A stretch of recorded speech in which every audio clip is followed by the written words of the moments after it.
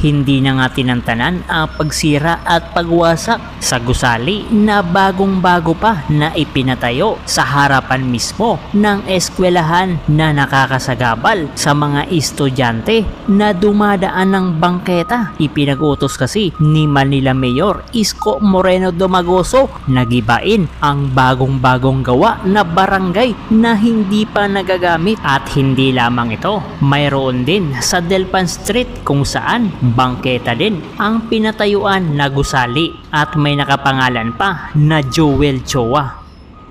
Magandang araw po sa ating mga kababayan at muli ho natin binabalikan itong bahagi ng Barangay 313 Zone 31 Alonso Street, Santa Cruz, Manila na nasasakupan ng District 3 na alam naman ho natin na baluarte ni Joel Choa.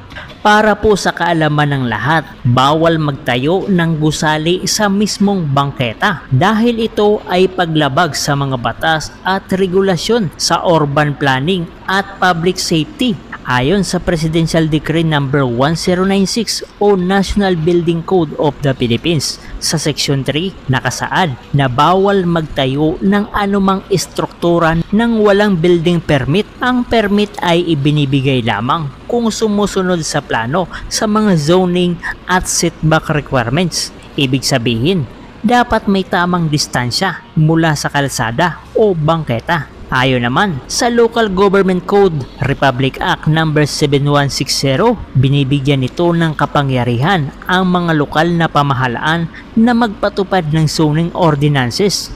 Kadalasan, may mga lokal na ordinansa na tahasang nagbabawal sa pagtatayo sa bangketa bilang bahagi ng public right of way. At ayon naman sa Civil Code of the Philippines Article 694, ang mga estrukturang nakakasagabal sa pampublikong daanan ay maaaring ituring na panggulo lamang at pwedeng ipademolish. At sa guidelines naman ng Department of Public Works and Highway, may mga patakaran ang DPWH na nagbabawal sa pagtatayo sa loob ng right of way kabilang ang bangketa upang mapanatili ang kaligtasan at daloy ng trapiko. At sa usaping ito kabayan, ang tanong ngayon ng mga batang Maynila, bakit pinayagan ng DPWH ang pagtatayo ng gusali sa mismong bangketa? Dahil nga ayon kay Manila Mayor Isko Moreno Domagoso na tila ang DPWH ang isa sa responsable sa pagtatayo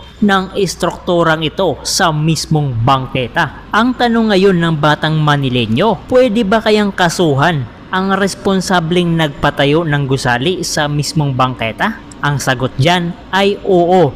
Posibleng kasuhan ang taong nagpatayo ng gusali sa mismong bangketa, lalo na kung ito ay lumalabag sa mga batas tulad ng National Building Code, Local Zoning Ordinance, at mga regulasyon ng Department of Public Works and Highway.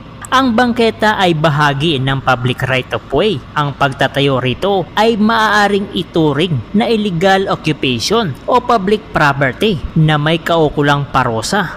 Ang pagtatayo ng ganitong gusali kabayan ay tila paggasta lamang sa walang kabuluhang proyekto dahil nga ito ay labis na makakasagabal sa ating mga kababayang dumadaan sa bangketa.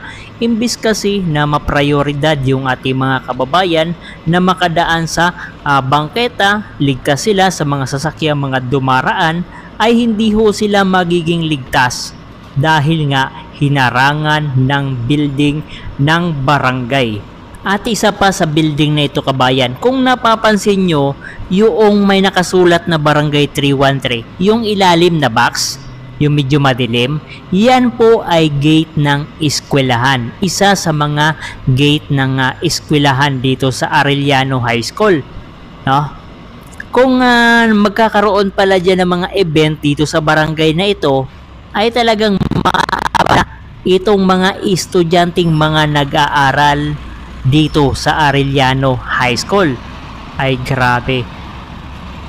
Bakit kaya dito kabayan naisip na ipatayo ang isang barangay? Kung susukatin mo yung kumbaga yung lapad ng barangay, maliban yung haba, no? siguro mga 1.5 na dipa o 1.5 metro lamang. Kumbaga, pwedeng dumaan dyan isang tao akyat baba. Yan, ganyan po siya kasikip. At syempre, yung ventilasyon o yung hangin na posibleng pumasok sa mga estudyante habang sila ay nag-aaral ay mababawasan dahil nga hinarangan ng mismong barangay.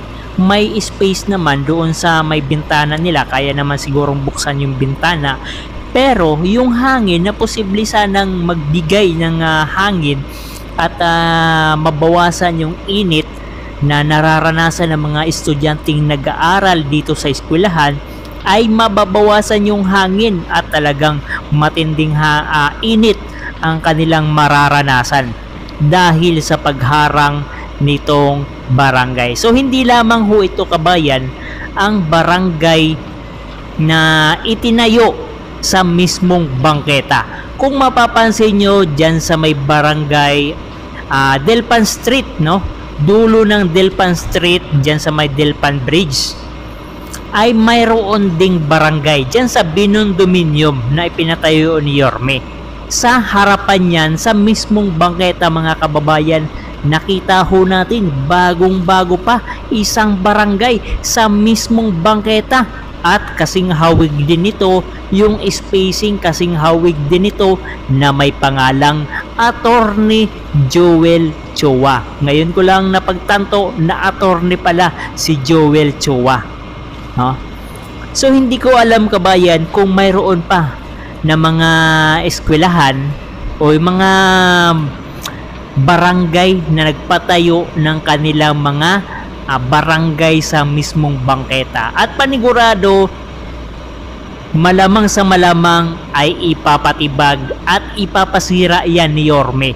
Dahil nga, mga kababayan, yan ang magpapasikip sa kalsada. Lalong-lalo na mawawalan po ng prioridad ang ating mga kababayang Pilipino, mga batang Maynila na makapaglakad ng ligtas, safe sa bangketa. Imbis na magamit ang bangketa, hindi magagamit kasi hinarangan. Hinarangan ng building, hinarangan ng barangay. Barangay mismo ang masasabi ho natin na lumabag sa batas, lalong-lalo na dito sa zoning. Kaya masasabi ho natin na napakaganda ng ginawa ni Manila Mayor Isko Moreno Dumagoso na ipatibag itong bagong-bagong gawang barangay. Hindi pa ito nagagamit, kabayan, no? Wala pang electrical wiring, may mga nakaabang lamang po na mga daanan ng mga kuryente, pero wala pang mga electrical wiring. Wala pa rin itong tubig. Dahil ayon po sa ating nabalitaan ay mga 3 months sa ata or 4 months pa lang itong paggagawa ng barangay na ito. Hindi pa napapakinabangan, binasag, winasak, sinira, dinimulis na ng City of Manila.